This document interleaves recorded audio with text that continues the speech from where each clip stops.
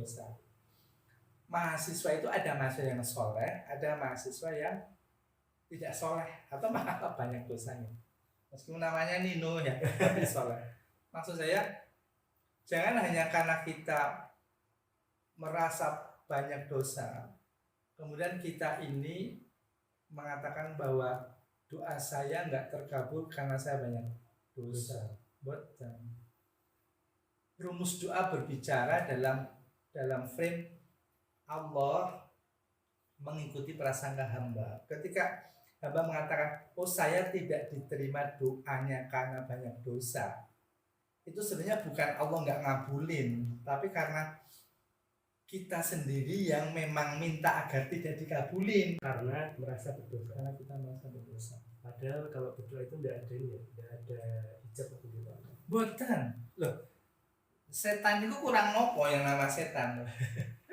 Suruh sujud sama Nabi Adam, nggak mau. Oh itu perintah Allah kok. Langsung ya Pak. Langsung. Dia memilih untuk tidak melaksanakan perintah. Itu kan sebuah dosa besar ya, sampai diusir dari surga. Tapi ketika diusir dari surga, setan tuh nggak kehilangan harapan, masih berdoa sama Tuhan, sama Allah. Ya Allah, tolong jangan matikan hamba sekarang, matikan besok hari kiamat. Itu dikabulkan oleh Allah gitu loh. Wong setan saja yang banyak dosa. Bukan beda, dosanya jelas itu. Jelas besar aku. Itu dikabulkan. Gusti Allah itu api ya. Oh pokoknya guru UKT. Iya. Kadang kan kalau introspeksi diri terus apa karena ini ya, karena itu ya. Benar. Itu betul. Ada yang ngeten, kalau misal kita memang merasa ya bahwa kita banyak dosa, kemudian kita apa itu menjadikan matur saja ke Allah. Gusti Allah, niki kula kan kurang seminggu kate. Tapi kalau niku jane ya malu sih. Karena masa banyak dosa. Napa ngeten mawon bisa login aja loh. Niki to mangke 2-3 hari lagi tolong saya dikasih rezeki UKT. Dan setelah nanti pembayaran saya tak tobat. Tak kira tak berbuat dosa lagi. Kesadaran Mbak. Itu berarti pada kajian akhlak sebenarnya. Kalau doa itu dalam kajian tauhid ya. Tapi mana Pak lagi kalau seumpamanya nih Gusti Allah itu tidak ngasih, boleh tidak saya berhenti berdoa atau cuti? Tapi mungkin tidak tepat, Allah tidak ngasih. Oh mungkin. Tidak ada yang tidak mungkin bagi Allah. Allah kadang tidak memberi kita UKT karena Allah akan memberi sesuatu yang lebih indah dari UKT gitu. Jadi kadang Allah mengabulkan doa dengan cara tidak mengabulkan permintaan kita, tapi diganti dengan sesuatu yang lebih indah dari kita. Kita minta uang UKT nggak dikasih oleh Allah. Ukurannya harus kita sudah semaksimal mungkin ya. Semaksimal mungkin melakukan usaha untuk mendapatkan uang UKT itu. Dan tolong kita jangan membatasi bayangan keberkahan Allah itu hanya dengan ketika saya minta Allah tiba-tiba membuka pintu langit kemudian menjatuhkan uang sebanyak kebutuhan UKT. Atau ada malaikat Mikael datang membawa uang beten. Atau yang ngeprank ngasih duit gitu. Akan banyak cara, bahkan bisa jadi kita harus pinjam ke seseorang. Lakukan saja. Tapi itu berdosa enggak Pak kalau pinjam? Boten. Ada kisah atau salah satu mahasiswa Pak, mungkin 2 atau 1 lah. Namanya tidak bisa bayar UKT, terus ekstrim langsung Allah ngasih Pak tidak? Saya itu ketemu sama mahasiswa yang hebat ya. Termasuk kan Nino.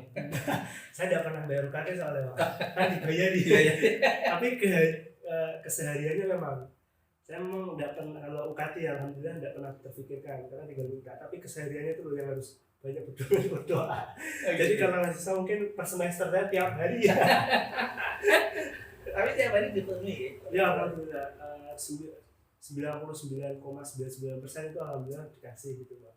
Jadi pas waktu kuliah kan saya minta mobil karena belum rasionalitas saya belum dapat, belum masuk, Allah kan tidak kasih. Jadi belum 100% tapi 99,9% itu Allah ngasih. Alhamdulillah Pak. Ya kalau 1-2 ditunda diganti beberapa tahun kemudian lebih baik itu banyak. Ya betul. Seperti itu sih. Jadi ya Allah, alhamdulillah, Allah itu alhamdulillah memang memberikan kasih gitu loh. Pasti. Ya, itu kisahnya ada nggak Pak? Siapa tuh namanya kalau nggak salah ada seorang mahasiswi. Mahasiswi ya. Disensor. Dia ngambil bahasa Inggris kalau nggak salah. Dia memang orangnya itu apa ya, yakin sama Allah. Kalau saya mengatakan tuh nekat. Jadi arti iman itu nekat. Nah satu ketika dia kita sering diskusi dalam hal rezeki misalnya, loh kita tuh pasti dikasih oleh Allah. Salah satu cara yang diajarkan oleh Allah itu adalah na'budu nasta'in, beribadalah, berbuat baiklah, nasta'in, maka akan mendapatkan pertolongan Allah. Jadi susunannya seperti itu. Satu ketika hari Senin kalau nggak salah itu saya ketemu dengan dia.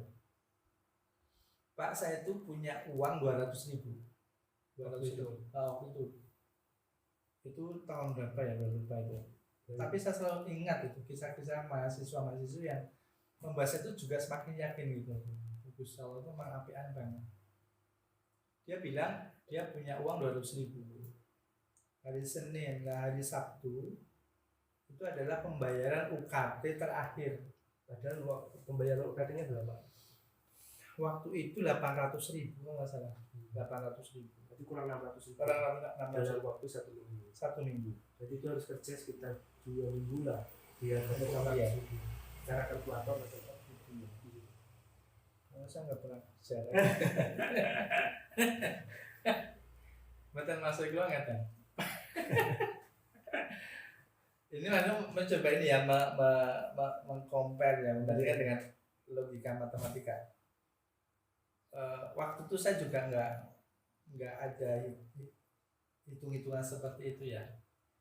Kalau saya menghitung itu mungkin saya nggak bisa diskusi dengan mahasiswa itu. Soalnya kan kadang mahasiswa atau mahasiswi yang lebih mengedepankan aku untuk duit untuk kerja. Nah benar. Iya makanya mahasiswa itu jangan terlalu banyak menggunakan kepala gitu loh. Kita diajari Allah tuh 11 kali untuk meletakkan kepala gitu loh. Segep sholat lah, ngaji, zikir, ngadebusi Allah. Enggak sih ya, sih mau buku wakil, debat, apa gitu. Itu nggak apa-apa sih. Asal orang ada itu jangan bingung. Nah, Mas tadi bilang gini, saya butuh uang 800.000 Pak hari Sabtu. Jadi saya punya uang 200.000. Oh berarti tinggal 600.000 nih. Iya sebenarnya kurang 600.000, tapi saya kepingin banget bantu ibu Pak. Bantu ibu, nanti akan minta sama Allah agar UKT saya tuh ditutup. Nah, Ibunya berapa Pak? Kalau saya tahu beliau itu mahasiswa yang mandiri. Jadi sejak dia semester 1 daftar itu dia usaha sendiri. Tiap semester dia bayar itu usaha sendiri. Bahkan itu makna dia yang saya kagum ya, padahal dia mahasiswa. Selalu ingin memberikan kiriman kepada ibunya. Itu yang saya masya Allah. Memang dia orangnya ya di samping dia cerdas, kreatif gitu. Nah, waktu itu dia punya hadas seperti itu. Saya akan kirimkan uang ini untuk kebutuhan ibu, kemudian saya akan berdoa sama Allah. Itu kok manja Pak? Harusnya nyari 600 itu malah 200 itu dikosongin ya kan? Itu maksud saya ada banyak jalan. Ada banyak cara ya untuk menyongsong pertolongan Allah itu. Kalau kita pakai logika biasa ya kerja terus nabung gitu loh. Tapi Allah itu kan tak terbatas. Allah itu ganjil. Maka logika menyelesaikan masalah itu enggak harus linier gitu. Nah, maksud tadi memilih jalan minta sama Allah.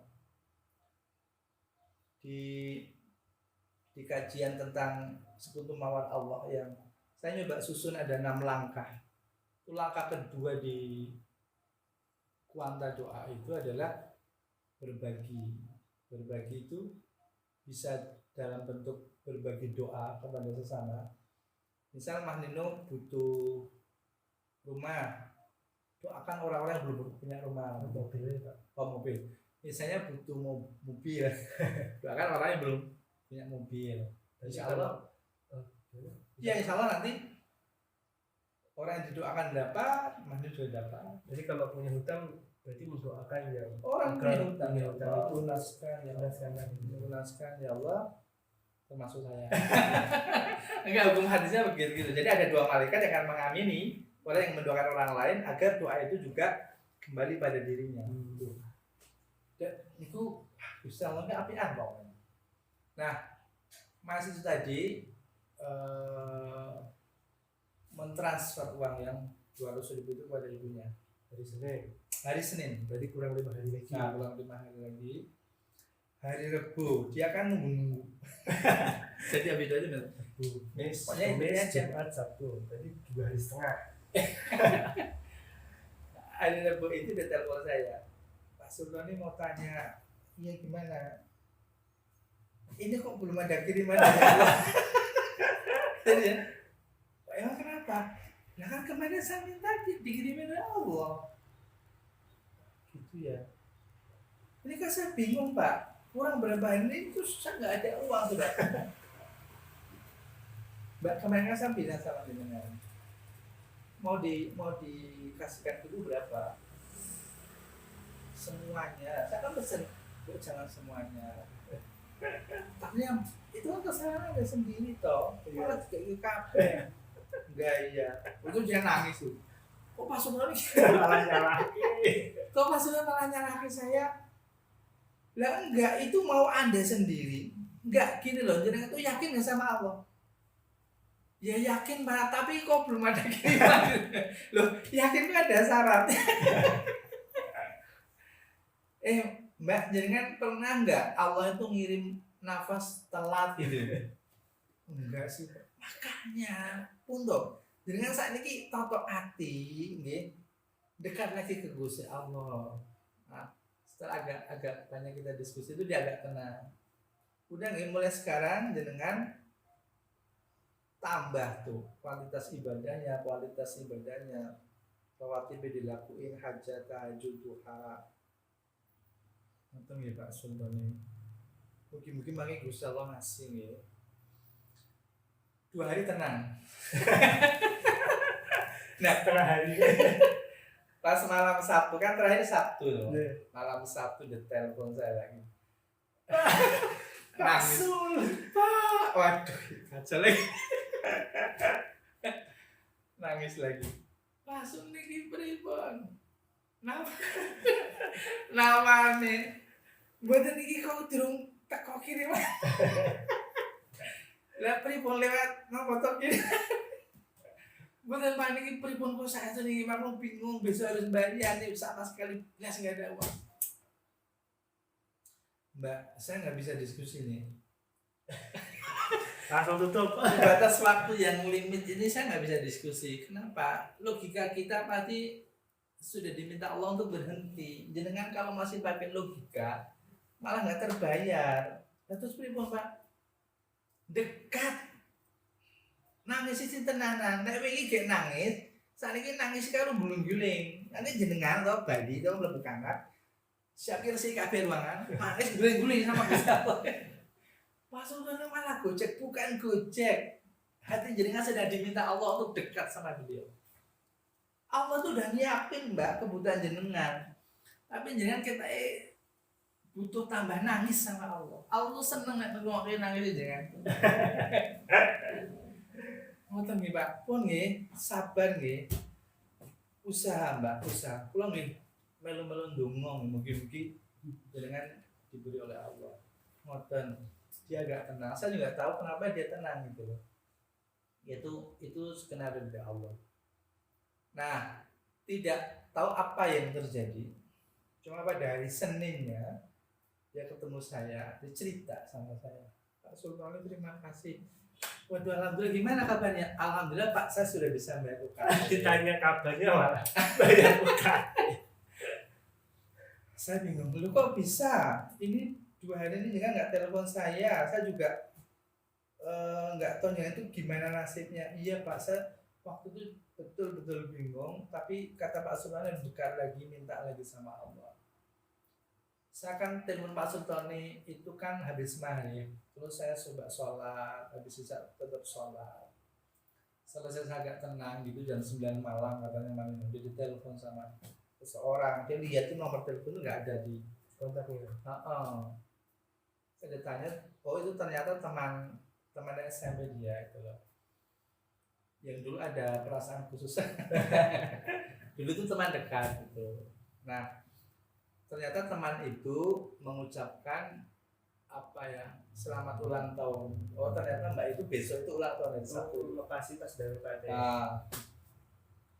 Terus kata temannya itu yang telepon, saya tidak bisa ngasih hadiah apapun, tapi cobalah besok cek aja di ATM. Mantap. Dia nggak tahu tuh. Terus pagi-pagi pada sholat subuh, saya merubah ke ATM. Nah, cek Pak, itu di saldo saya itu ada angka 2, nomornya 6. Saya dapat transfer uang 2 juta dari teman saya. Saya baru yakin kalau Allah itu gak pernah biarin saya cuti. Allah kasih uang tuh biar Tapi kok aku masih lebih. Kan ya Allah tuh kalau ngasih mesti lebih. Kan mintanya 800 kok kasih 2 juta. Saya tuh kan minta sepeda motor Mas Nen. Kok ya dikasih jaket, dikasih helm gitu. Jadi Gusti Allah tuh kalau ngasih lebih, nggak pernah enggak. Ya itu baiknya Allah kan di situ. Allah tuh nggak pernah hitung-hitungan meremet kita sekali ya. Sekali lagi kita itu sering ngitung Allah itu meremet gitu loh. Tapi kalau Allah coba ngitung kita meremet, habis kita. Ya coba ambekan dihitung. Per detik bilang itu. Nah jadi teman-teman saya yang mahasiswa kita punya teman namanya Allah. Boleh teman lain itu jauh dari kita, tapi Allah nggak boleh lepas dari. Jadi akan bantu kita. Terus ini Pak, ada enggak? Tadi kan banyak cerita tuh Pak dari apa namanya pembayaran UKT, kita harus tenang, ada tips ya, biar kita setiap mau membayar UKT itu nggak merasa terbebani atau merasa apa ya keberatan untuk membayar UKT. Ada tips-tipsnya enggak biar kita tuh merasa tenang? Yang paling mendasar ya dari sikap kita terhadap masalah UKT itu adalah pola pikir, pola rasa itu akan membentuk prasangka. Bahasa hadis, Allah mengikuti prasangka hamba. Jadi kalau hamba berprasangka dia dicukupi, Allah akan ngikutin. Kalau hamba berprasangka Allah akan mencukupi saya setelah saya bekerja, ya Allah manut aja. Allah akan mencukupi dia setelah dia bekerja. Kiki gak butuh kerja. Ya nggak apa-apa. Mahasiswi tadi itu gak butuh kerja. Namanya Kiki ya. Mungkin dia dapat keberkahan dari Allah. Dia sudah berkeluarga sekarang dengan suaminya ada di luar Jawa. Kayak bahagia banget. Banget bahagia. Kemarin habis menerbitkan buku ya? Iya. Kapan-kapan kita akan membagikan. Via WhatsApp atau video call. Itu banyak tuh pengalaman dia yang nekat dan Allah nggak biarkan. Nah, untuk mendapatkan UKT dia nggak butuh bekerja. Jadi itu pilihan Mas Nandino. Pilihan pola pikir kita, pola rasa kita terhadap Allah atau yang disebut dalam hadis itu sebagai prasangka, itu yang menentukan. Maka kita diajar berprasangka baik sama Allah. Jangan Allah dimasukkan dalam logika matematika kita manusia. Allah itu tak terbatas, logika kita terbatas. Boleh kita menjadi pintar dengan kepala, tapi hati kita harus lebih cerdas daripada kepala. Itu yang paling mendasar. Ada ini enggak Pak? Apa namanya? biar kalau ada masalah apa namanya besok pas pembayaran UKT atau masalah yang lain, doa-doa atau kiat-kiat ibadah apa biar tenang. Kalau secara syariah itu sholat duha misalnya, sholat duha itu ditambahin yang tadi 2 rakaat jadi 4 rakaat atau 6 rakaat begitu. Lagi juga tidak pernah gitu. Sholat hajat, tahajud, doa yang tidak tertolong di tahajud, kekuatan mukmin itu di tahajud. Gus Bah itu jelaskannya enak banget. Jadi kalau kita puasa tuh orang lain juga puasa, tapi yang nama tahajud tuh nggak ada agama lain yang mengajarkan tahajud. Jadi itu jadi ciri khas gitu loh. Akan diberikan makom kan, tempat yang tidak terpuji. Terus jaga sholat wajib dan rawatib ini ya, sunnah rawatibnya itu. Terus yang saya dapat pengalaman dari para mahasiswa adalah muliakan orang tua, bahagiakan orang tua. Kalau kita bahagiakan ibu kita, bapak kita, insya Allah yang menciptakan beliau berdua akan membahagiakan kita. Sebenarnya jimat yang paling sakti ya bapak dan ibu dan bapak. Jimat Ibu dan bapak, bukan keris, bukan kembang 7 kebun, enggak. 7 hektar. Muliakan ibu. Misalnya nih, kalau kita udah lama tuh nggak bakti sama ibu, oh ini UKT tinggal 2 bulan lagi, udahlah. Setiap hari kita buatkan minuman untuk ibu, untuk bapak. Ibu terutama saya sebut pertama, karena Rasul menyebut ibu tuh 3 kali, baru bapak. Muliakan beliau, insya Allah itu udah. Semua masalah kita akan dibantu oleh Allah. Kalau orang tua ada. Kalau urutan sih kita banyak ya, misalnya ibu dulu muliakan, kalau nggak ada ibu, bapak. Kalau nggak ada ibu dan bapak, saudaranya. Jadi bule, Pak Le, Pak D dari ibu, Pak Le, Pak D dari bapak. Terus saudara kandung, kakak kita, adik kita, jajaki kakak, jajaki punya ayam, bawa ke rumahnya, nanti pulangnya bawa berasnya kakak, orang dulu. Jadi membantu saudara kandung itu mulia. Anak yatim Mas Nino, anak yatim Masya Allah. Ya, Saya pernah yatim. jadi gini, ini pengalaman aja ya, nggak ada maksud apapun. Saya tuh pas ingin banget ya S2 dapat beasiswa itu. Ya karena kalau ngitung gaji ya sempit banget. Itu jadi Tuhan sama Allah. Nah saya itu coba ingin mengenali gitu loh, keberkahan Allah yang dititipkan ke anak yatim itu apa. Nah saya nyoba, Rasul kan ngendikannya gini, kalau kamu punya hajat, datanglah kepada anak yatim, santuni dia, peluk dia, maka hajatmu akan dikabulkan oleh Allah dan hatimu akan dilembutkan. Ada 2 hal yang kita dapat. Jadi hajat kita dipenuhi, hati kita jadi semakin lembut, semakin penuh kasih sayang. Nah saya tuh nyoba ngamalin hadis. Islam tuh yang penting ngamalin kemudian merasakan, menjadi sebuah pengalaman. Nah saya datang kepada satu panti asuhan, saya ketemu sama pengurus, Pak saya mau ketemu dengan anak yatim, saya mau bersedekah. Oh Bapak mau bersedekah kepada berapa anak? Itu kan banyak katanya. 1 Pak, 1. Yakin banget. Nah terus saya dipanggilkan 1 anak, terus saya mengeluarkan uang itu, memang tidak tak amplop itu, nah, juga biar anak itu tahu itu, anak kan yang penting bukan amplopnya, isinya. Nah saya salaman, jadi ini untuk kamu gitu. Ini saya coba mengkrit bagaimana, karena kata Rasulullah temui dia, santuni dan peluk, artinya kita langsung ngasih kan. Saya salaman, nggak tak tutup, adik saya mau doa, kamu ngaminin, okay? Ini terima dulu, jangan doa dulu. Nah, gitu, bahagiakan dulu orang mau mengamini gitu. Doa risik baru tak bayar. Nggak gitu. pas tak kasih itu dia kan seneng banget, tapi salaman nanti amin ya dia, ya Allah mungkin dapat beasiswa, amin saya, amin banter itu, Apa masih? nah kok banter deh, rugi kok.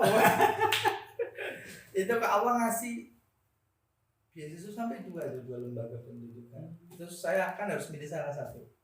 Nah, maksud saya, ya Allah tuh titipan keberkahan anak kita seperti itu. Ada ini enggak Pak? Pesan gitu untuk yang baru kesusahan pada UKT ini, mahasiswa yang baru kesusahan atau gelisah, ada pesan atau kesan gitu Pak?